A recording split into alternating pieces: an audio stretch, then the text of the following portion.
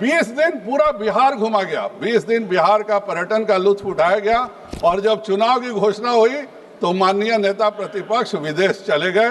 यही इनकी सिंसियरिटी है और इसके लिए हम उनको धन्यवाद भी देते हैं, क्योंकि अब वो अगर बिहार में पर्यटन करने जाएंगे तो पूरी की पूरी कांग्रेस पार्टी के सारे विधायक एक बोलेरो गाड़ी में अट जाएंगे, उससे ज्यादा उनको लेने की जरूरत भी नहीं पड़ेगी किसी काम करने के लिए और कहीं पर घूमने जाने के लिए। इतनी ही इनकी हैसियत बिहार में रह गई है।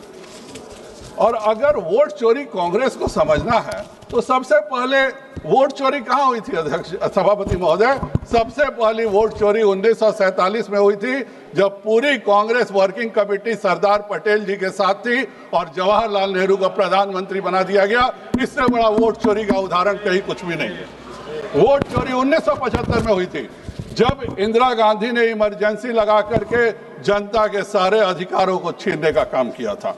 वोट चोरी 1987 में जम्मू कश्मीर में हुई थी, जब राजीव और फारूक समझौता हुआ और जबरदस्ती सारे बूथों को कैप्चर किया गया। जो लोग चुनाव लड़ रहे थे विरोधी दल, उनको भगा दिया गया और उसके बाद कश्मीर ने 1987 के बाद उग्रवाद का ऐसा भयावह दौर देखा जो केवल और केवल कांग्रेस पार्टी के वोट चोरी का नतीजा था। वोट चोरी 1991 में भी हुआ था सभापति जी, जब एक सांसद की बहुत दुखद मृत्यु होती है। राजीव गांधी जी की दुखद हत्या हुई, लेकिन अगर किसी उम्मीदवार की मृत्यु होती है तो केवल वहां का चुनाव कैंसिल होता है।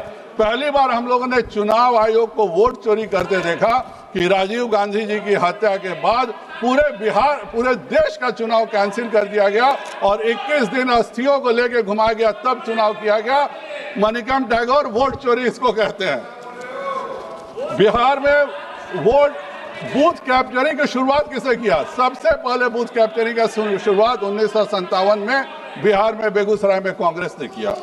1985 में जिस बैलेट के वोट की आज बात कर रहे हैं कि ईवीएम गलत है बैलेट सही है, उसका मैं बता रहा हूं सभापति जी। 1985 में बिहार के चुनाव में 63 हत्याएं हुई इलेक्शन के दौरान।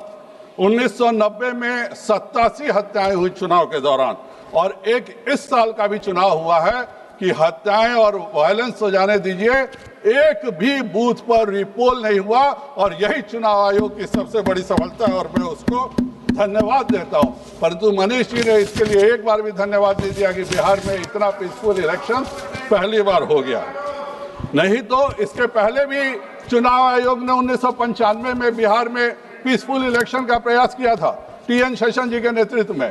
तो यही कांग्रेस पार्टी ने उस समय अध्यादेश लाकर 2 चुनाव आयुक्त और बना के टीएन शेषन के अधिकार कम करके वोट चोरी और बूथ कैप्चरिंग की खुली छूट कांग्रेस पार्टी ने दिया था।